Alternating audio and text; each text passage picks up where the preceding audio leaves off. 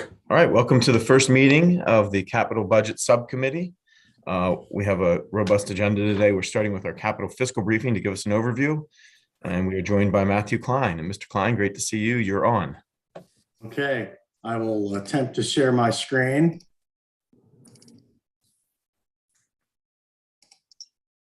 And begin the process. Can we see that? Okay, great. So again, Matthew Klein, Department of Legislative Services, here to present a capital fiscal briefing for the subcommittee. And I appreciate the time that you give this and give to me so that we can provide the committee with as much information as we can.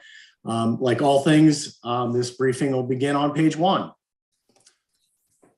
So on page 1 is a summary of the fiscal 2023 budget compared to the current fiscal 2022 budget. And you can see that overall the budget increases by 12.3%. However, this is somewhat modified by the excessive amount of, well, I say excessive, but the large amount of revenue bonds for the Built to Learn, which tends to understate then the actual budget growth. You can see this is 785 million versus 480. If you control for this and you eliminate the revenue bonds, which are essentially being issued based on the cash flow projections of the projects under Built to Learn, the actual underlying growth is 28%.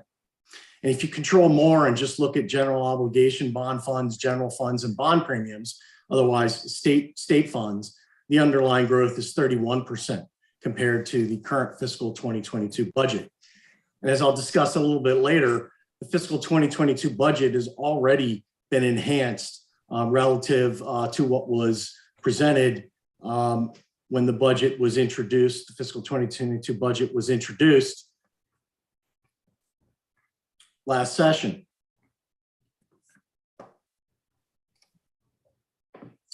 So moving on to some budget highlights. First, it deals with the authorization level. The Capital Debt Affordability Committee had recommended a level of 900 million, which the Spending Affordability Committee had conditionally agreed to. This overall, the governor, however, came in with a budget of 1.165 billion, which is 265 million more than what both CDAC and the Spending Affordability Committee had conditionally concurred with. The level that's proposed by the governor is essentially the level that was included in the 2021 CIP for fiscal 2023, plus an additional 50 million for construction inflation. So essentially the glide path that the current CIP, both for 23 and beyond, is essentially last year's recommendation plus an additional 50 million in FY23 for construction inflation. The budget also includes the use of bond premiums, which is something that has become a more main staple in the last few years. And there's a section on that. And this is somewhat based on both the availability of these funds and changes in advice of bond counsel on how the state can use bond funds to support the capital program. The budget also includes a substantial amount of facility renewal, 286 million roughly. This amount, however, is roughly 214 million below the recommendation of the Spending Affordability Committee, which should set a level of about 500 million between state parks, University System of Maryland, and the Department of General Services for the main buildings that the state occupies. So there's some more discussion on that later in this briefing. There's some conversation in here, or discussion in here also about the transfer tax, the special funds. The special funds go up in the budget. This is mostly derived from an increase in the estimate of the transfer tax, which adds roughly 310 million over the next 4 years when you compare last year's this year's estimate. And this includes an over-attainment of roughly 48 million, which would produce about another 109 million of additional revenues through program open space formula for the various programs that receive those, the parks and ag land preservation, rural legacy, and the like for fiscal 2023. But this revenue adjustment is ongoing, and again would produce roughly 310 million of additional revenue above what was projected last year. School construction budget widely reported at $1 billion. This does include 480 million to continue the issuances through the Built to Learn program. The budget continues to support transportation projects outside of the Transportation Trust Fund. Fiscal 23 would provide $51.5 million for the second stage of funding for the state's overall $124 million commitment for the Howard Street Tunnel project, and also includes $167 million of general funds for the WMATA grants. The budget does include $50 million for legislative priorities. This is significantly below the Spending Affordability Committee's recommendation to the governor to set aside $300 million for legislative priorities, which was again a recommendation of the Spending Affordability Committee. Also, as a reminder, the federal infrastructure legislation recently enacted is not included in the budget. Those funds, we're still awaiting for word from the U.S. Treasury and guidance on how those funds can be used. We're estimating roughly $118 million would be available to continue to supplement the state funding and federal funding for the broadband infrastructure, and roughly about $1.1 billion potentially for water quality and watershed implementation plan infrastructure.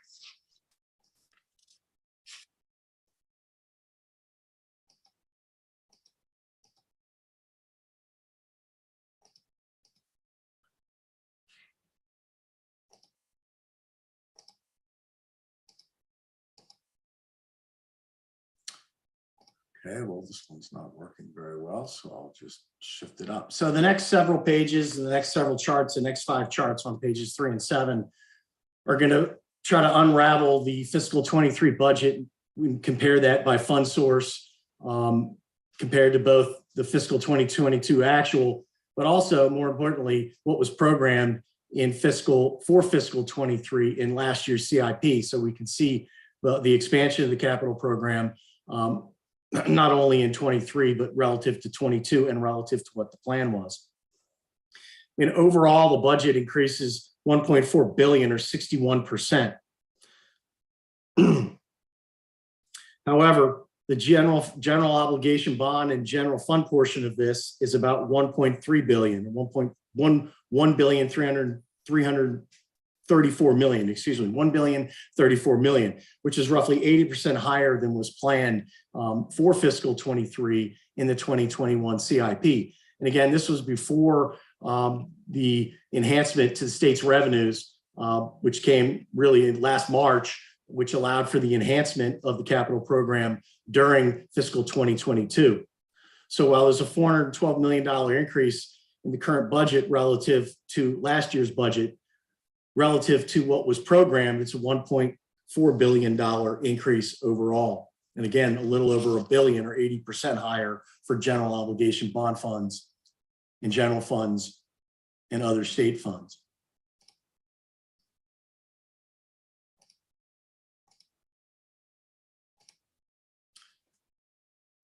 The next chart breaks that down by uses and sources, or excuse me, by how the funds are used, to try to explain exactly where the additional resources are going. You can see some of the increases first in state facilities. We can see a sizable increase there. And some of the reasons for that, I'll explain. $75 million of additional funds for facility renewal for Department of General Services, which is an enhancement that the governor's provided in the budget this year. The budget also includes $63 million that was not programmed last year's CIP for the state's share of construction of a new veterans home in Sykesville. And several other projects that were programmed in the CIP have been moved up, most notably renovations to the State House and renovations and additions to 2100 Guilford Avenue in Baltimore, which is part of the State Center relocation plan. Some agencies that currently occupy space in State Center would move to 2100 Guilford. Additional funding was provided for that design of that project in last year's supplemental budget to try to advance the schedule in that for that project. And the budget as proposed does in fact advance that schedule to account for some of the difference between what was projected in the CIP versus 2020, the budget for 2023. The environment also receives a significant additional funding. Again, as I mentioned earlier, a portion of this is roughly $110 million of transfer tax revenues above the estimate from last year, which flow through the program. There's also a continuation of the $85 million that the legislature initiated last session for local park infrastructure. Since this was an initiative of the legislature, it was not in the CIP last year and accounts for a substantial increase above what was programmed. There's also an additional $25 million for facility renewal at state parks that the governor's provided, and funding roughly $31 million for Conowingo Dam restoration plan and a dredging project. Education also receives a significant increase. Part of this is explained by the fact that the governor's CIP for the regular school construction program only programmed $216 million. The budget as introduced would provide $285 million, which is more than normal level. Last year's CIP projected a decrease in that, but for 1 year, the governor does bring that level back up to $285 million. So that explains a rather sizable difference. The budget as introduced also includes an additional $55 million above the $40 million mandate for the supplemental school construction program. So $95 million as opposed to the $40 million mandate. The budget also includes $90 million for the Healthy Schools Initiative, $50 million of GO bond funds, and $40 million of general funds. And the reason why this is a difference between the CIP is because the Healthy Schools program, while the mandate is in place, the mandate was part of the Built to Learn legislation, which was tied to Blueprint. And as you know, the governor vetoed Blueprint and the legislature did not override that veto until last session. So the mandate did not exist in the CIP last year. So that accounts for $90 million of additional funding relative to the plan last year. And likewise, $40 million for the school construction revolving loan fund, which was not part of the CIP. Higher education overall receives roughly $200 million increase. $65 million of that is the additional funding that the governor's provided for facility renewal for higher education. And housing and community development receives a sizable increase. A big portion of that is federal funds for the broadband network, which the state began to receive through the American Recovery and Relief Act last year and started the budget. And there's $171 million budgeted for FY23 above what was programmed last year, which is a sizable increase. But the budget overall does include a significant enhancement for DHCD programs for fiscal 2023 only. And then, of course, local projects. The CIP did not program out much for local projects other than the standard for the zoo and a couple other entities. But as introduced, the budget includes $184 million for local projects, $50 million of which is the set aside for legislative initiatives, and roughly the remaining $134 million, about $38 million, is tied to projects that the legislature pre-authorized and the governor honored in his budget for this year. The next chart is similar to the chart you saw 2 pages back, and this again compares by funding sources, but this takes compares the 2 CIPs, the CIP this year, last year, and the 4 years in which they overlap, 23 through 26, again, to try to flesh out, what some of the major differences are. And overall, the budget increases by $1.95 billion over the 4 years. However, $1.4 billion of that is in FY23 alone. So most of the increase takes place in fiscal 2023 alone. And while there is some increase built into the CIP beyond 23, it is much more modest than the budget growth that the budget presents for fiscal 2023 alone. Of this increase, about $1.8 billion of this is in general funds, of which, again, as I said earlier, a little over $1 billion is in FY23 alone. So looking at essentially state funds, roughly 73% of the increase that's projected in the CIP over the next 4 years, 73% of that takes place in fiscal 2023 alone.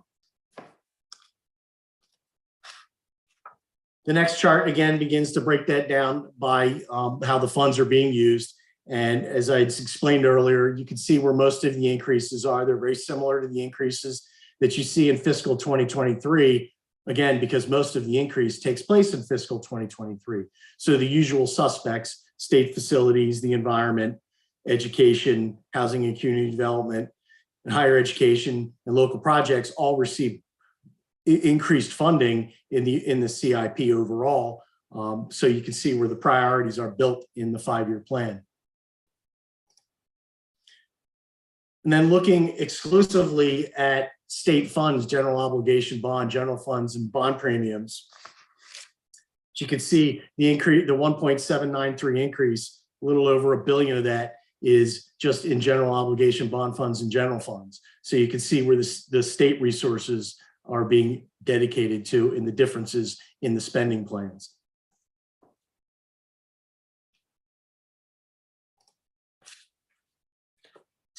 The rest of this document starts to outline some of the observations the Department of Legislative Services is making overall in the budget. It's something you guys are familiar with already. It's been presented in the regular fiscal briefing, and that is the difference in what the Spending Affordability Committee had recommended when they conditionally agreed to a $900 million general obligation bond limit. Essentially, a part of that was a general statement that the PAYGO portion, the general fund portion of the capital program approached $2 billion for fiscal 2023. And you can see it's about $1 billion under that, because it's roughly 992 million. But in some of the key areas, again, the Spending Affordability Committee was looking for an earmark of $300 million for its initiatives, and the governor put in 50. Higher education facility renewal was 136 million, 65 million of which is supported by an enhancement the governor has included for funds in the dedicated purpose account, which I'll get onto a little bit later. So still, that is under what the Spending Affordability Committee had recommended, and 150 million under the $300 million recommendation of the committee for DGS facility and state park facility renewal. So Matt, what's that total if you add up that 300 million state facility renewal? What's the total from what 464? It's in the header. Just those initiatives alone. Thank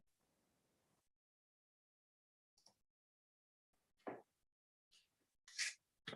The next chart gets into some discussion of the use of general funds.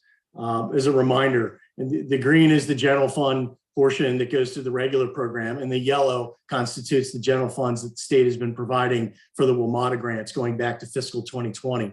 So you can see from fiscal 2018 to 2022, the use of general funds has been mostly restricted in the budget. In fact, almost more general funds have been provided in 2020 and 2021 to help support the WMATA grants that were provided for the regular capital program. This also underscores the growth of the capital program, which began in fiscal 2022.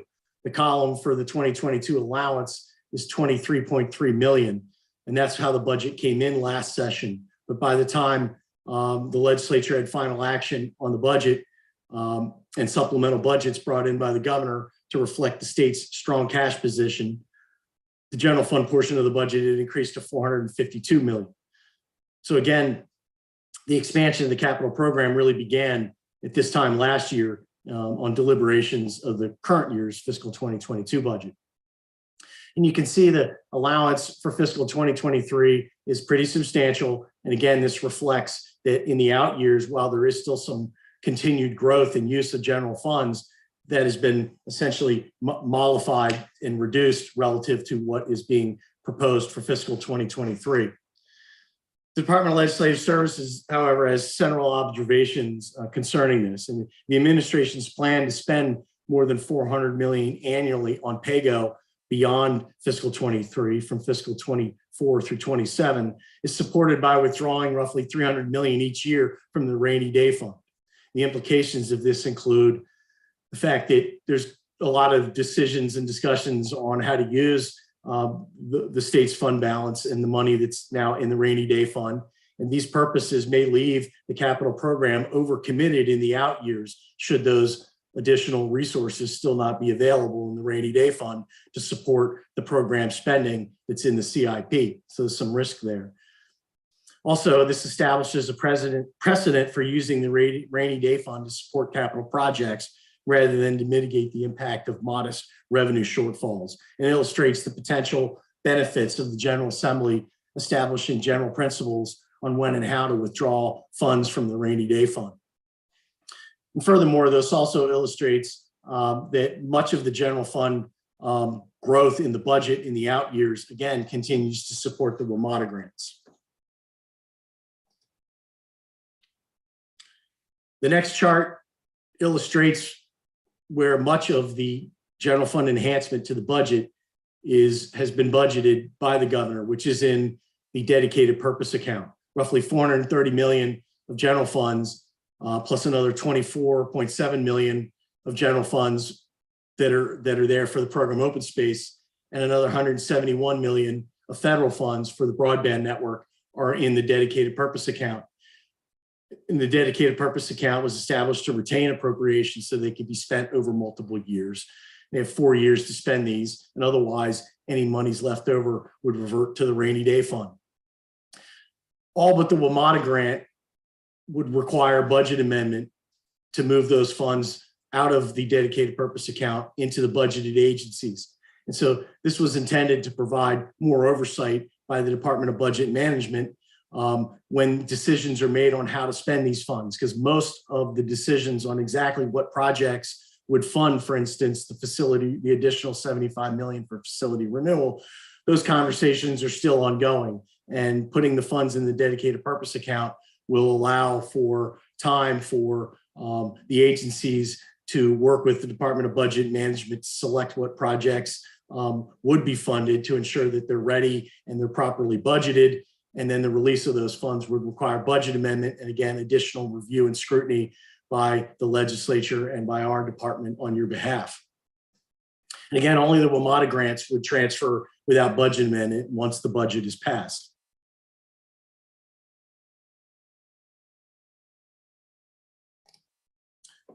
Next section deals with bond premiums, and this shows the history of the use of bond premiums dating back to 2016, when the state started using bond premiums to supplement the capital program.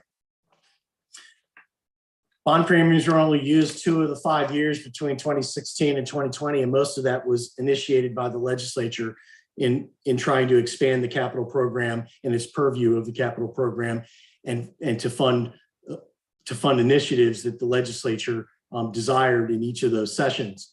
However, you see beginning in 2021 and all the way through 2023, a more consistent use of bond premiums, again, as a short-term supplemental funding to the capital program. So that's beneficial.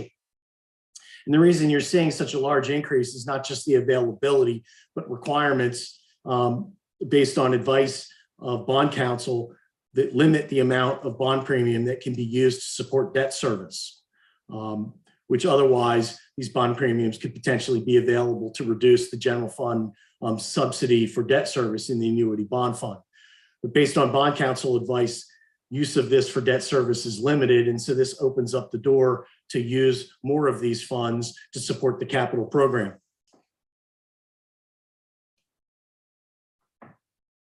One of the things that we're pointing out here is that the budget normally in prior years, use of the bond premiums has been constructed in such a way that a separate section in the capital bill would separately authorize which projects would use the bond premiums, and so that they could be tracked. And normally it was done in an order based on priority in the event that not all the premiums were realized based on the estimates, because they are all estimates.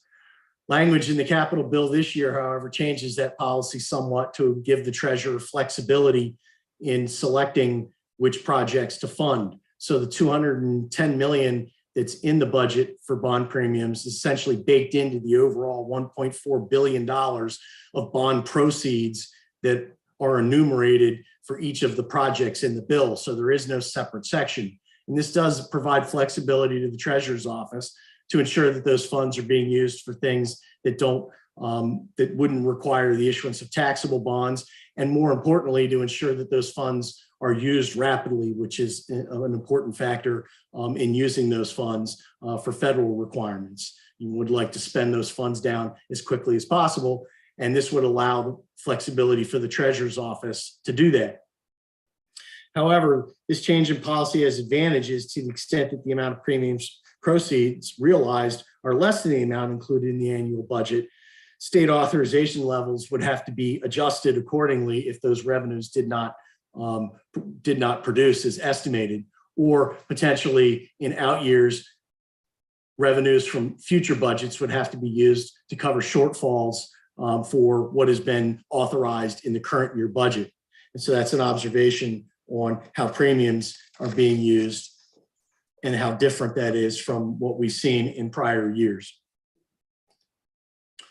Next section deals with construction inflation. This is something that the department has reported on going back to the Spending Affordability Committee briefings. And you can see in 2020 and 2021, they've had roughly 10% and 17% year-over-year construction inflation in the market in the Baltimore region. Now, the governor's budget does include an additional $50 million to cover cost increases in the budget, and the state does have a rather robust policy, a robust process for estimating projects. Ultimately, the authorizations that the budget provide are estimates for projects that will be let later in the fiscal year. Even projects that are being cash flowed over multiple years that have some portion of their project under construction, many have large bid packages that still have not been released. So there is some risk that what is in the budget, despite increases that have been calculated by the Department of Budget and Management, because many projects you're going to see that the analysts are going to bring to you, you're going to see cost increases relative to last year. While we do have a process for trying to hit those estimated marks, there is still some risk in the market, particularly because inflation has been pretty steady on a year-over-year basis, increasing over the last 2 years.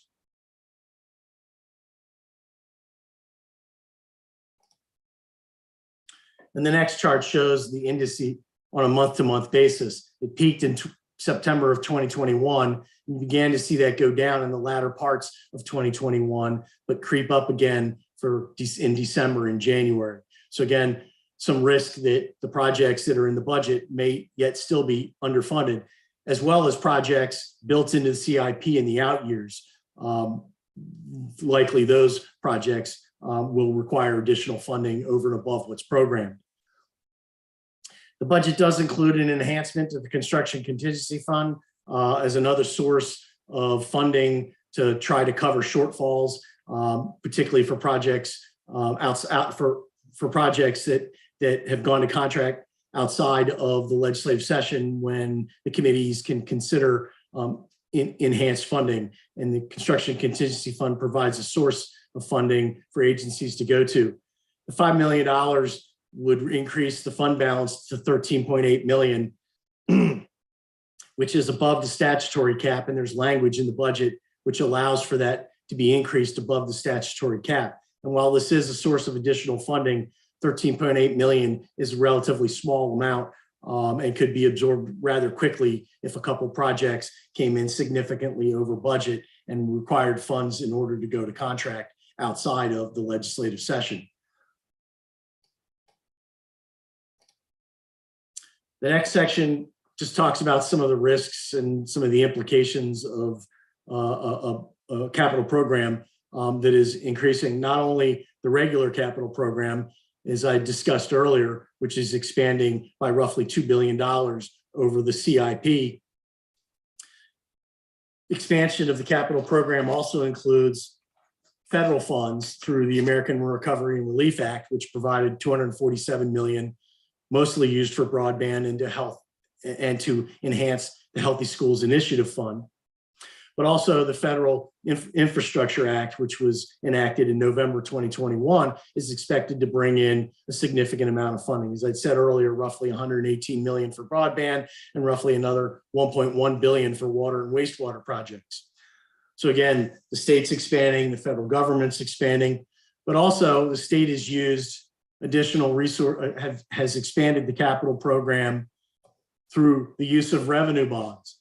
Since 2013, $3.7 billion of revenue bonds have been used to support school construction through the 21st Century Program, through Built to Learn, and also some funding for Pimlico and a couple other multi-use facilities throughout the state.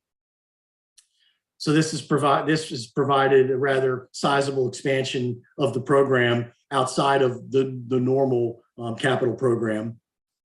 And the Stadium Authority has also put proposals on the table to further expand the capital program for projects at Camden Yards for the football and baseball stadium that would increase the authority by $1.2 billion overall. And this would be backed by lottery proceeds, increasing the amount that can be transferred to the Stadium Authority for these projects from the current 20 million to 90 million, plus another proposal that would authorize another 200 million to finance the cost of construction improvements for sports entertainment facilities throughout the state, which again would be backed by lottery proceeds. Up to $25 million a year would be deposited into a special fund. This has a couple implications. One, not only is this an expansion of the capital market and putting more and more projects out into the market, which is already stressed as it is to meet the demand, but this also is continuing to securitize additional lottery proceeds, which the state is not scoring as debt of the state and is not included in the debt affordability calculations.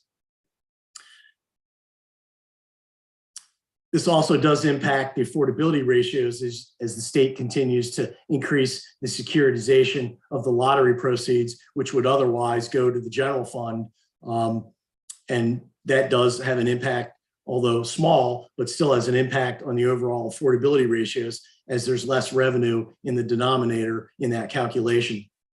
And just overall, it's just some caution about what this might potentially do to, in the construction market, as all of these funds are going to hit the market relatively, over the next couple of years, and the ability of the labor market to be able to handle that level of funding and the resulting potential increase in costs as more dollars are chasing fewer and fewer contractors to do the work.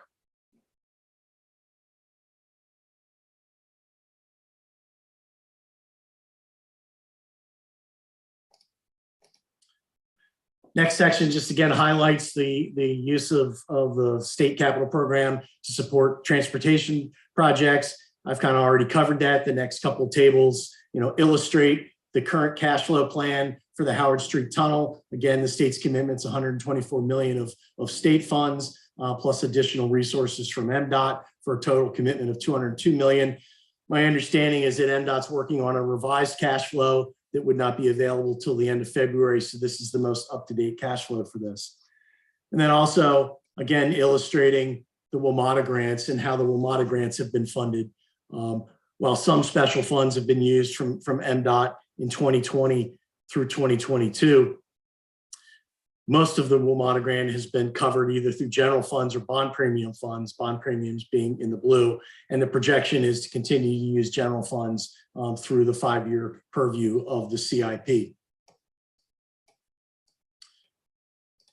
The next section just deals with the transfer taxes. As I said earlier, the difference in revenues from the December 21 compared to the December 2020 estimate adds roughly $310 million over the next 4 years and roughly $110 million in fiscal 2023 alone. And this could also be enhanced further in fiscal 2024 as the current estimate for 2022 is roughly $71 million above the previous year's estimate, which would then be considered an overattainment and budgeted in fiscal 2024. So this $310 million could approach $390 million should the revenues as estimated in December continue to hold. This chart just shows the impact on the programs that receive transfer tax, the capital programs only, and just including the transfer tax, not including the program open space repayment. And you can see the impact that would have on the various programs that receive funding through the transfer tax. If you're wondering where those enhancements would take place through the formula. The next section just deals with the enhancement to the parks. Legislation has been introduced based on the work of a committee that was established by the presiding officers to look at the needs of the state parks. and to provide recommendations to enhance the funding and overall improve the condition of the state parks. And this just shows the capital portion of this in 2023 and compares that to 2022. And again, the increase does not look very large, 28 million overall between state, or excuse me, 23 for state and 28 million for local. But again, this does not factor in the fact that in 2022, the legislature made some moves to increase funding for state parks by reallocating program open space money in the dedicated purpose account, which added roughly 20 million above what was estimated for facility renewal in 2020. Otherwise, that difference between 2022 and 2023 would be much larger, if not for the actions of the committees last year to begin to enhance the infrastructure at the state parks, particularly facility renewal. And so too with the 85 million under the local parks initiative. The budget continues that initiative, but this is an initiative that was initiated by the legislature last session. So again, the difference there is zero, but that's because the governor is continuing an initiative that the legislature started last session.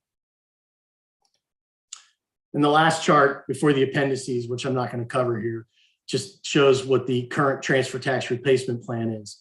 And the reason I show that is because the legislation that's been introduced to enhance the parks includes sweeping up these revenues from 24 through 2025, which is roughly 144 million, 106 million of which would be deposited into a fund to help fund future projects at state parks. The 30 million that's budgeted for 2023 is in the dedicated purpose account, and the legislature can reprioritize those funds, much like they've done in the last two sessions, if they choose to, again, further enhance the initiatives to enhance the funding for the state parks, consistent with the commission's recommendations. And the rest of this production is appendices, and I don't plan to cover those unless there are questions. So with that, I'll take questions if there are any. All right, thank you, sir, for the great overview. Delegate Corman. Thank you, Mr. Chairman. I have a couple of questions. Sorry to slow things down. Matt, so going back to page 8, you focused on the $464 million differential between SAC and the budget as it came in. But just focusing on, setting aside legislative priorities, because I think we know how the governor feels about, legislative priorities. Higher ed facility renewal, what was the difference there between SAC and what the governor budgeted? Roughly, if I do quick math, $64 million under what the Spending Affordability Committee had recommended. And how about on the facility renewal, which just to remind folks is 150 million for facility renewal at DGS and state parks. Yeah. So what's DGS? Could you just remind folks? Department of General Services. Sorry, those would be the buildings that the Department of General Services oversees, which are most of the state occupied buildings outside of the University System of Maryland. Great, thank you. So I know a little bit about SAC, but I don't serve on CDAC. So could you just remind me what that is? Yeah, excuse me. CDAC is the Capital Debt Affordability Committee, which is a construct in statute, which is chaired by the treasurer and includes the comptroller and the Secretary of Department of Budget Management.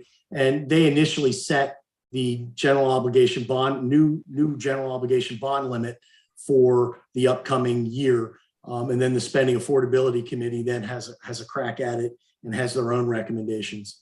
Right. So the Secretary of the Department of Budget and Management, who's appointed by the governor, had a recommendation, and that's what CDAC adopted? Yes, CDAC adopted a $900 million recommendation, which essentially was the recommendation of the Secretary of the Department of Budget Management, and was approved by the comptroller, but I believe the treasurer voted against that. Right. But so then the governor came in with his budget last month with a significantly higher number than that. In his wisdom, he thought we could go higher on general obligation bonds. Yes, his limit for GO was essentially the limit that was established for 23 in last year's CIP, plus an enhancement of 50 million. So 265 million above what the CDAC and the Conditional Spending Affordability Committee recommendation and 50 million above what was programmed for this year and last year's CIP. Okay, so he went well above CDAC, but still we're well within, I think, what both the legislative and executive branches look for our spending affordability limits, the 8% of the budget and 4% of yeah, personnel. I'm sure Patrick, who's probably going to present an analysis later, he's run some numbers and we are well under the affordability ratios. The 8% ratio of debt service to revenue. Currently, we're sitting at about 6.94%. And, you know, he's run some numbers and there is obvious, which would be obvious, there is capacity under that limit. Great. So the governor saw what CDAC did. He felt comfortable going past it because we're within debt affordability. He went over about 265 million, I think you said? Yes. Okay. And we've identified at least $214 million worth of executive branch needs that he didn't fund based on the SAC analysis. Well, 464 under what SAC had recommended in some of their priorities.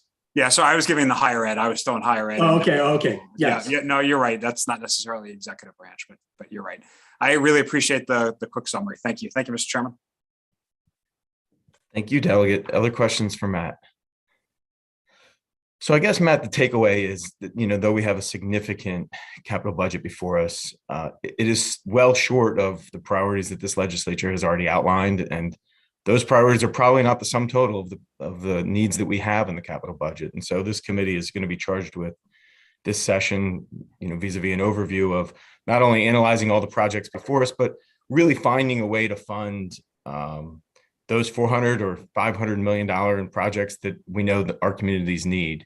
And it's, you know, it's good that we know we have one avenue that CDAC, SAC, as Delegate Corman has pointed out, Mr. Frank, and now you here today have all said that going up to 1.5 is well within our spending affordability ratios and formulas. So we know how we can get there in part, and we'll have work ahead of us to make sure we can fund all of these programs, because these are huge needs for us and a real economic engine for our state. So thank you for the overview. I think we know where we're headed in the next month. Thank you. We do have the agency. So Terry Garrity is with us, and we welcome her and her thoughts on all of the above. Mr. Chairman, I'm not sure if Terry is present. She may have been listed on, Okay. and I apologize for that, generally in fiscal briefings. That's fine. Yeah, she was listed here. I didn't know if she wanted to weigh in. I But we know we apologize will for hear from her before the session is done. So I think we can move to some of our agency analyses then. Mr. Frank is with us for Capital Department of Information Technology. Hello, I will See go you ahead again. and load my screen now. Okay, this is the budget for the Department of Information Technology. There is one project in this budget. It's called the Public Safety Communication System. It's got $13.1 million in the budget, all in general obligation bonds. Our recommendation is to approve this authorization. Give you an update now on the next page of what this project is and where it is now and why the budget is what it is. First of all, this is a map of the radio network. This is a radio network for first responders, in which, you know, for example, a person in Berlin can get on the radio and talk to somebody, say in St. Mary's City or in Oakland, Maryland. The different colors there show the different phases. And right now, all of the phases except the dark green phase that is from Montgomery County down to St. Mary's counties has been completed. Now, right now, what they're doing is they have tested the last dark green phase, phase 5, and there are some issues with it. And probably the best way to describe this is how the system works. There's 3 parts to this system. First is the radio that goes to the radio tower, the antenna. And what happens is that though they tested those connections in those counties, and that seems to be working well. There are a few coverage gaps, as there always are, but these are within reason, and they're the kinds of things that can be addressed down the road. A second part of this network is kind of like what we're communicating on right now, is the network, so that when the stuff from Berlin to St. Mary's County and to Oakland, that it sends the messages across the state. Now, between that is the third part of this system, and that's called backhaul. Basically, that's what connects the tower to the network that moves the data around. And that is where they are having problems. They have noticed that when they ran their tests, that part of the system was not up to what they call the public safety standard. And they're going back and they're trying to have the vendor fix this at minimal cost. Another issue that's complicating this is that this is using a new technology, Ethernet technology, which has a much greater bandwidth. Once this is installed, they're going to move all the other counties into this new Ethernet technology. And another concern there is, of course, is until they can get this right, they really shouldn't be doing anything in the other counties. And so that's kind of where this is. And if you kind of go here, is this kind of table, Exhibit 4, shows the cost. Initially, the Ethernet replacement was going to be $16.1 million. 2 years ago, that was increased by $5.3 million.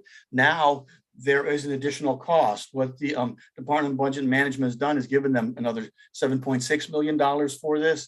I mean, the question here is, to the department is, what are they going to do to manage this contract, and also to keep these costs down, because there are lots of other improvements, including the radio towers and in building support, that need to be made also. And really, it'd be unfortunate to spend all this money on an upgrade that keeps getting more and more expensive. So we'd like to know what the department's going to do to keep these costs down. And also, it's unfortunate in a year that we have so much money that we have to go back and fix this. That's and with that, I'll end my remarks and be ready to take questions. All right, Mr. Frank, thank you for the analysis. Any questions for the analyst? I don't see any. I do believe we do have the agency with us this time, this not being an overview. Secretary Leahy. Good afternoon, Mr. Chairman. Members of the committee. I am Mike Leahy, Secretary of the Maryland Department of Information Technology. I'm joined today by Norman Farley, who is the Chief of Public Safety Communications. I want to thank you for giving us this opportunity to provide testimony to the committee. And I'd also like to thank Patrick Frank, our analyst, for his hard work. As he said, the department has one capital project, which is the work on the Maryland First 700 megahertz public safety communication system. Happy to report that the system is working well. Currently, there are over 25,000 primary users, another 50,000 interoperability users from 81 different state agencies, county, federal, and neighboring state jurisdictions. And this is moving us closer to interoperability for mission critical voice communications throughout the state. As Mr. Frank noted, we are adding new capabilities to cover gaps in coverage, new towers, and the fifth phase, which is currently being undertaken, is the phase where we are implementing Ethernet backhaul network technology. And we are concerned about the costs, as is Mr. Frank. One of the things that was not clear in the earlier discussion was that this change in technology is brought about not only because it does increase the bandwidth available to us, but because the network providers have made a decision to no longer support T1, which is copper-based communications across the network. And so we are being forced to move to Ethernet a bit sooner than expected. And the original plan would have extended this out beyond the time that we have currently scheduled. As Mr. Frank said, we are going to perfect the utilization of this methodology in phase 5, which has just been completed and we're testing. And then once it is operational there, we will incorporate it into the other 4 areas of the state. And basically, it will increase the bandwidth, the speed, and the capability of the public safety network. The second piece of this is, as he mentioned, is our coverage improvement program. We're adding 16 additional radio sites throughout the state over the next 4 fiscal years. And this is going to not only address gaps that have been identified in various parts of the state, but improve coverage in buildings that are primarily public safety communications concerns. Finally, the request is for $13 million. And we believe that our current discussions with the vendor are moving them in the right direction. And so we don't anticipate additional costs, but obviously if any are to occur, we will be the first to tell our analysts at DBM and bring that information to the committee. So I want to thank you for this opportunity today and ask that you approve our 2023 capital budget request. My staff and I stand ready to answer any questions you might have. Thank you, Mr. Chairman. Thank you, Mr. Secretary, for your presentation. Are there questions for the Secretary? All right, we're looking good then. Thanks for being with us today. Thank you so much. We'll see you soon. Capital Department of Planning is next. Mr. Gray is our analyst. Thank you, Mr. Chairman. I will now present the Maryland Department of Planning's capital analysis on your screen. You should see their state-owned capital improvement program. There are 2 projects there. The Maryland Archaeological Conservation and Laboratory Expansion Renovation Project received $3.5 million in fiscal 23. It's around $100,000 for the Patterson Center renovations project. In terms of the grant and loan capital improvement program component of MDP's budget, there's around $12 million, a $3 million increase for the Historic Revitalization Tax Credit Program. There's Maryland Historical Trust Revolving Loan Fund money, African American Heritage Preservation Grant Program funding, as well as Maryland Historical Trust or MHT Capital Grant Fund funding as well. And those are all kind of level funded.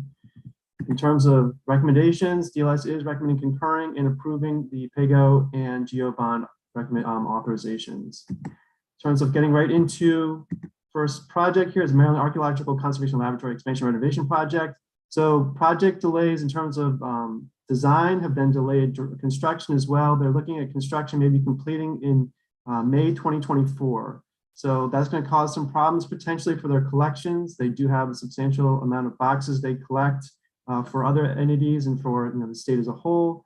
So that's one thing we're going to be asking the agency to comment on. And just also talking about the project overall cost has increased in the last year by $1.5 million. But then since 2020, actually 2020 CIP or Capital Improvement Program has increased by almost $3 million. So finally, there's an $8 million increase or a pre-authorization for fiscal 24 in order to complete construction of the project. And DLS recommends approval of that. Patterson Center renovations, the second project here. Also a story of delays in terms of design and then now construction as well. There's an updated cost estimate that looks like they're going to be needing about $1.5 million from the construction contingency fund in order to be able to fully fund the project. Funding for fiscal 23 is $124,000 in general obligation bonds. And this is really to extend archaeological services that need to be conducted over the entire construction period. And since construction has been delayed, this archaeological services contract needs to be extended as well. And that's why the funding is provided in fiscal 23. In terms of the PAYGO budgets, you see the tax credit program increases by the $3 million and the other programs noted here. I'll just briefly go through them. The $3 million increase for the Historic Revitalization Tax Credit Program is due to Chapter 332 of 2021, which extended the tax credit and mandated appropriations of at least $12 million for fiscal 23 and 24. In terms of some of the things the Department of Legislative Services is a little bit concerned about, there was an unfunded liability due to cost containment actions in fiscal 2020 and 2021 that appears to have resolved or at least not be a concern yet in terms of insufficient funding to provide for the tax credits that are actually being allocated. So that's good. And the agency has resolved its staffing concerns. And at the bottom of this page here, they had a contractual FTE that they would, actually the legislature was interested in having them convert to a full regular position, and that has been done. And that appears to have reduced some of the kind of turnaround time for some of the permitting. In terms of some of the other actions they're doing for the tax credit program, they're increasing their kind of information technology component of the program. They're doing a portal, so kind of for transparency purposes, people can see kind of where their projects are. And they're also doing an online application process that's kind of mirroring what the National Park Service is doing, since the federal tax credit is something that's also of interest to people who are applying for state tax credit. In terms of revolving loan funds, $150,000 in general funds, $150,000 in special funds. Typically, you guys see the capitalization money in GO bond funding. There's sufficient general funds in the budget in order to be able to provide capitalization funding from general funds, and therefore that's what's reflected in the fiscal 23 budget. In terms of some of the historical actions and how that impacts the fund, the previous use of the fund for grants to Jefferson Patterson Park and Museum capital projects has reduced the amount of money that's flowing, revolving in the fund. Over time, that does kind of require the additional influx of capitalization funding. But the program has not experienced a lot of interest recently. They note that this is potentially due to low interest rates, but if those interest rates do rise, they could see additional interest from the private sector, from the nonprofits and other groups out there interested in this. African American Heritage Preservation Grant Program, level funded $1 million in general obligation bonds. And just note here, there is some funding from prior years that's shown in Exhibit 3 that still needs to be expended. Some of the concerns there, some of the organizations that come in for funding do not have limited resources and sometimes have to move slowly on projects. So we'll be taking a look at that as that funding kind of moves through their budget. And then in terms of the capital grant fund, $600,000 in general obligation bonds, and that's also level funding between the 2 years. And as well, there's a little bit of funding in prior years, not as much because there was a hiatus in funding for the program, but we'll be watching that as well. Unless there are any questions, that concludes the presentation. Great. Thank you for the great presentation. Are there any questions for our analyst? Seeing none, thank you, sir. Let's turn to our agency. Secretary McCord is with us and your team. Welcome. Thank you, Mr. Chair. It's Secretary McCord here, and I'm with the Director of the Maryland Historical Trust, the State's Preservation Officer, Elizabeth Hughes, and Dr. Marika Arkasi, the Deputy Director of the Jefferson Patterson Park and Museum, and Jeffrey Can, the Assistant Secretary of Operations. We'd like to thank Andrew Gray for his analysis and his interest. He takes an interest in what we do at every level of planning. We much appreciate that. We are involved in facility renewal at JPPM. That's 4 facilities and 2 tax credit projects we have going on, and there's a grant fund and a loan fund. That's the sum of our capital projects here in the Department of Planning. I'll turn it over to Elizabeth Hughes to address the question about the MAC lab that was raised. Yeah, the question about the MAC lab had to do with storage. You may know the MAC lab holds about 8 million artifacts representing 12,000 years of human history in Maryland. And so over time, increasingly, the MAC lab has, continued to fill up, and that's why we need the addition.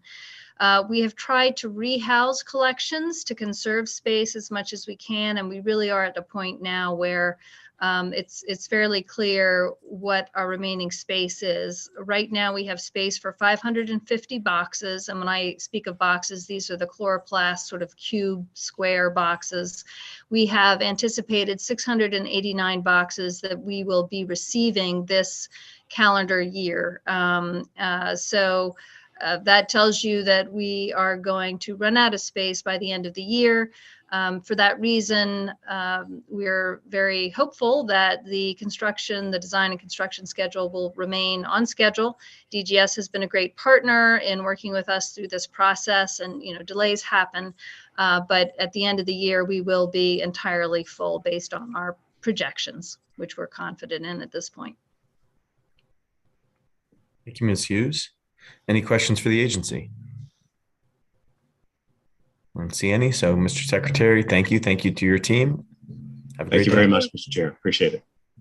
We have one analysis left. Capitol Department of Veterans Affairs, and I believe we are joined by Andrew Garrison, our analyst. Welcome. Thank you, Mr. Chair. Good afternoon, members of the subcommittee. In front of you, you should be seeing the capital budget for the Department of Veterans Affairs. The only dollars that are coming to this budget in fiscal 23 are for a new state veterans home. And what's interesting is that these dollars are coming in through the dedicated purpose account. That gives the department a little bit longer to spend them through fiscal 27. In the out years, we would expect all of these dollars to be coming in as federal funds to support the continuation of this project. And that's because putting the dollars in the dedicated purpose account up front kind of puts us on a high priority list for continuation of funding through the federal Department of Veterans Affairs grants program for these state veteran homes. And that is the spending timeline through 27 is perfectly in line with the project timeline itself. This new home is going to be a little bit more centrally located, as you see on the map in front of you. The current facility is down in St. Mary's County at Charlotte's Hall. In our operating budget analysis, we pointed out that there's been some recent occupancy challenges with Charlotte's Hall given the pandemic. And so we are giving the department an opportunity to comment on filling those vacancies in Charlotte Hall, as well as how that's going to continue over into the new home. But DLS does ultimately recommend approving these funds in the dedicated purpose account. And that concludes my presentation. I'd be happy to take any questions. Thank you, sir. Questions for our analyst? Seeing none, let me, Delegate Metzger. And Delegate Metzger, this is a good opportunity. I realized I had neglected to introduce you and our other new member, Delegate Bridges. So welcome. We're excited to have both of you to Capital Budget Subcommittee this year. And I also wanted to welcome back our great stalwart vice chair and also the vice chair of our full committee, Mark Chang. With that, you have a question, Delegate Metzger. Yes, sir. I'm very delighted to be with y'all. I really am. My question was for Andrew. Could you kind of give me a little update of what's going on in Baltimore County with Fort Howard? You know, that was a hospital there years ago, and they closed it up, and then the federal government took it over, and then they turned it back into the state. So could you kind of? Thank you for the question, Doug. I'm unfortunately not familiar with Fort Howard. I know we do have the department on here as well. They might be a little bit more read in on what's happening with that, but yeah, I'm unfamiliar. Because at one time they were talking about building houses for the seniors, and Secretary Owens is good right there. He knows. He knows all about it. So I just wonder if he could touch base with it. Mr. Thank you. I'll jump ahead of my other comments, Mr. Chairman, if I may at this point. Go ahead and get on that question. Yeah, well, why don't we do this? Why don't we let you give your presentation?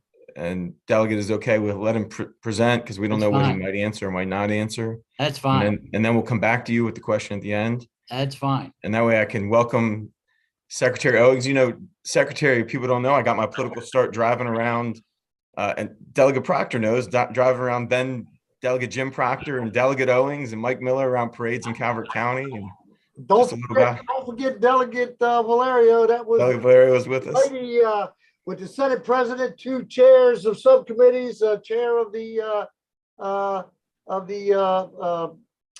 Judiciary Committee, and up until Talmadge joined you all, the longest serving majority whip in the history of the state. So we always welcome back delegates here. So good to see you. Welcome, Mr. Secretary. What a power team that was. Thank you very much. It's good to be with you all. Seriously, I'd just like to say with me today is Sharon Murphy. Sharon just retired in September after 37 years of state service, and Sharon ran Charlotte Hall Veterans Home up until the time she retired. Also is the Director of Finance Administration, Pete Pantzer. Sharon, do you have a camera? I see you're on. I don't know if you have a camera or not. There you are. This is probably one of the most exciting times that I've appeared before the Budget Committee. Why do I say that? Because as Andrew said, and I want to thank him very much for his presentation, as he said, the governor put the money into a dedicated purpose account. Now, what does that mean? That means that the VA is fast tracking us for this second home. And for those of you that don't know, it's a dream I've had for some 18 years. After I first joined the House of Delegates back in the late 80s, I brought 2 things. One was a desire to serve, and the other was a credential of a Vietnam veteran with 3 tours behind me. Veterans became absolutely most important in my life. Joe Boltler, some of you, I think Joe still serves, myself and Joan Cadden actually formed the Veterans Caucus way back when. There were 3 of us. And that's where, if you look into history, that's where it started. But enough about that.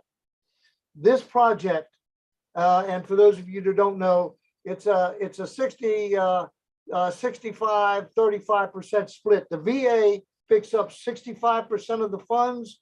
The state picks up 35% of the funds. In dollars and cents, it amounts to 63.3 million for the state and 116.7 million for the state, rather, and for the federal government.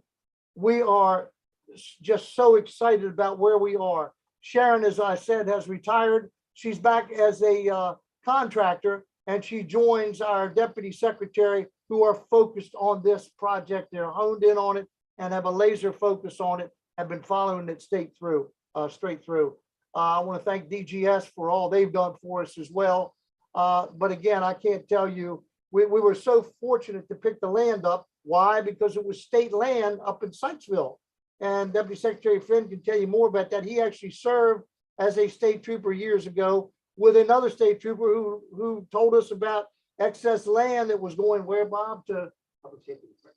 But where was it going? It was going to a sale or something when we found it.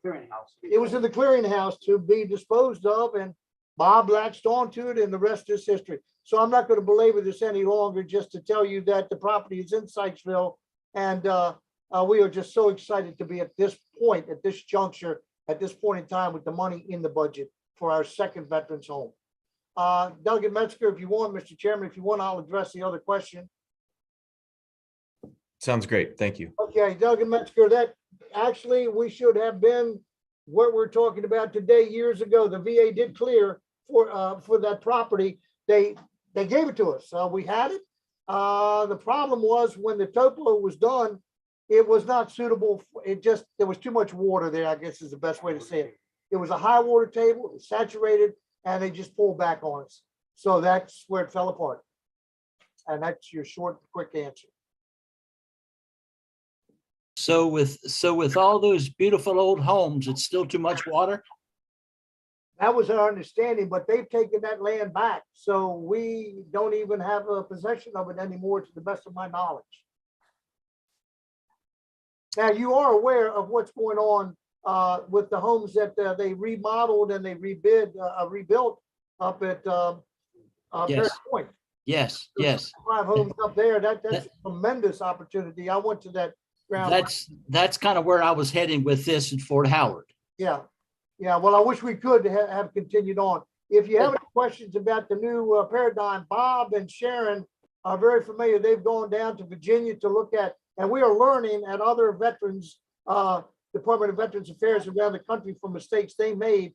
And I'll just say this and let them answer any questions you may have. We will be the first veterans home in the country. And I asked this question years ago, why don't we have dialysis in the homes? We have everything else, dentistry, haircuts, you name it, we have it. But we do not have any dialysis. They've agreed to allow us 6 to 8 chairs in this new home of dialysis, so the veterans don't have to be transported out every 3rd day to get their dialysis needs met. So with that, Sharon and Bob are right here to answer any questions you may have. Mr. Chairman, thank you very much. Many members, thank you.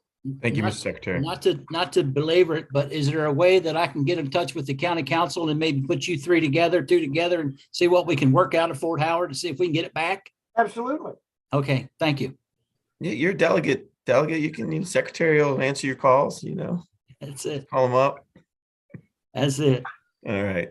Well, Delegate Metzger, thanks for the great questions. I can tell we're going to enjoy having you on the subcommittee. Any other questions for the secretary? All right. If not, thank you very much. Before we go, I would like to give a shout out to a fellow Marine there. I understand he's moving on.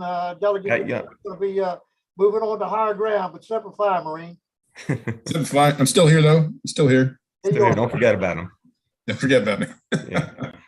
All right. Thank you all very much. That's a great first meeting. We will see you next week.